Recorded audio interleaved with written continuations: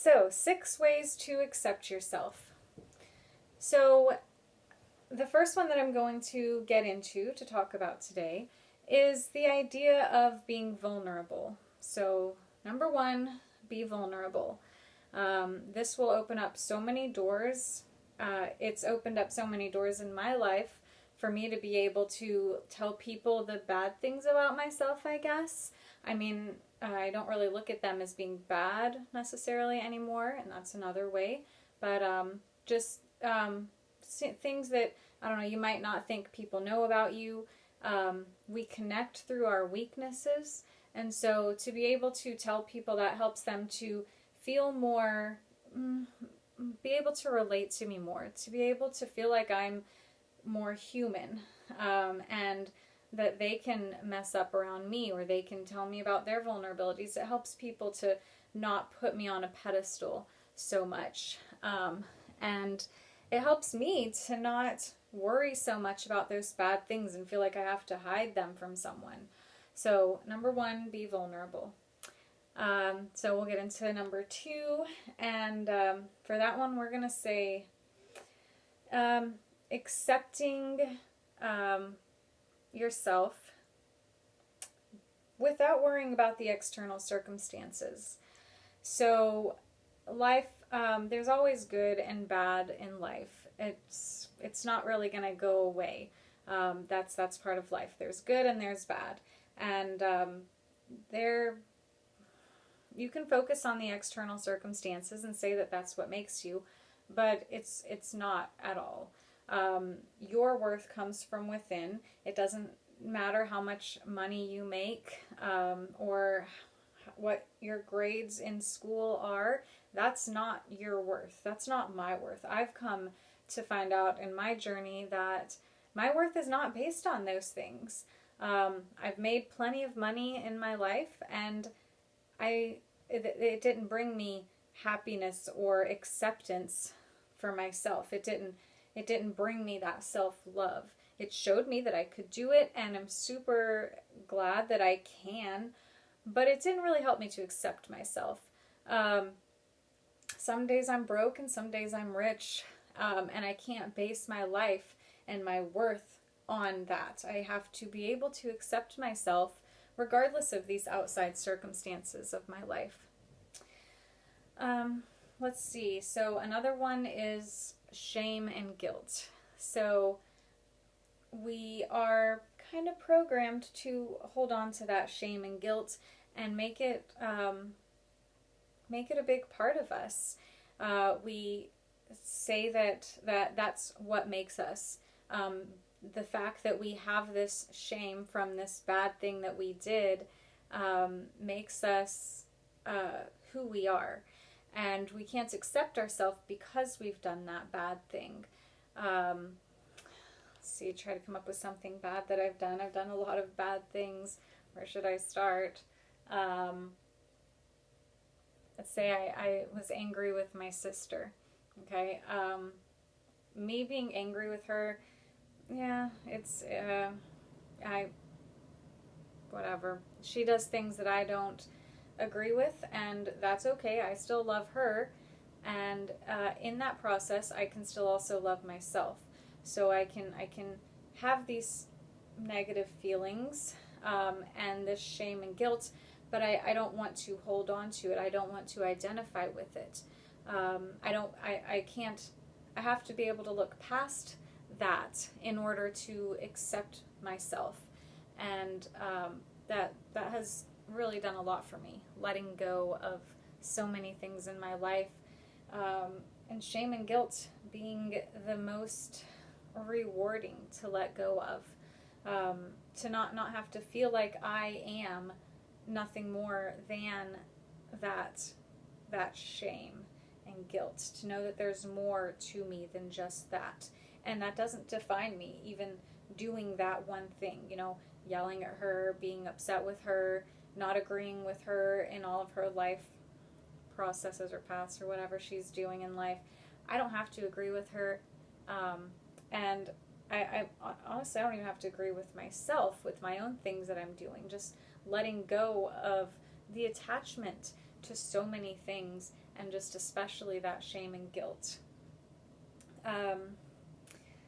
Another thing, I think we're on number 4, of how to accept yourself. So, accepting yourself, loving yourself, being satisfied with yourself. It's not an easy process, I'll put it that way.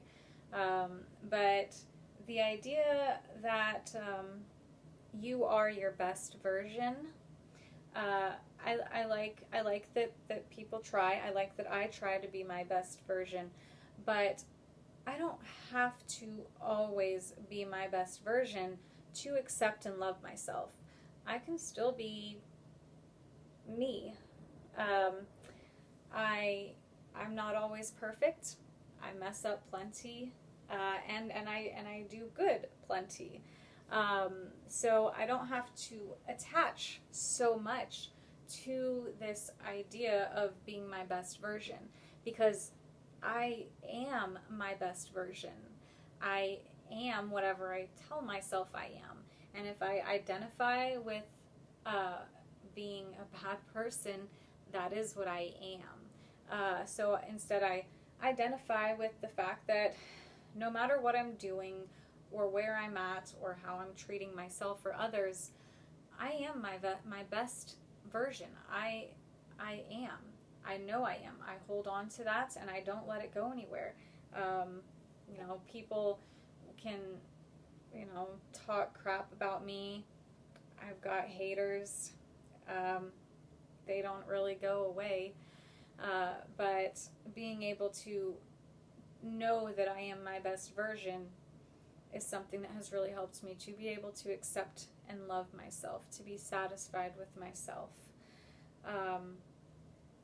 I think we're on number 5 now of how to accept yourself. And so the 5th way to accept yourself is to be satisfied with yourself without needing to get better. I feel like with therapy and going to doctors for your mental state or anything like that, it's always just like an attempt to get better. And that's cool. I'm glad that people do want to get better, but you don't have to get to a certain point to accept yourself, to be satisfied with yourself. I can know that I am satisfied with myself.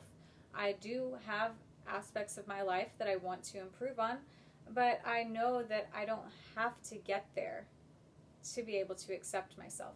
I can accept myself knowing that I'm moving through the process, or even if I'm not, which kind of takes us on to our 6th way to accept yourself. And that would be to,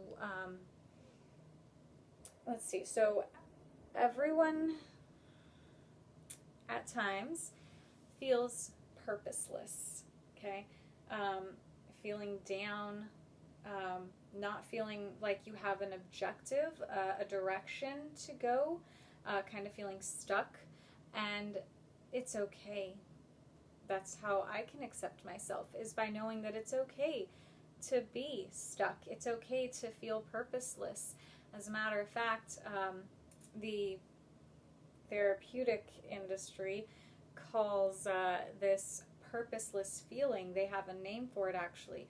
It's healthy. It's normal. There's nothing wrong with it. But it's called an existential void. Why do they have a name for it? Because it happens all the time. It happens to everyone. It's nothing new, and it's not going to bring you down. I mean, it can bring you down if you allow it. And I have allowed it before, and I'm sure I will allow it again at some point.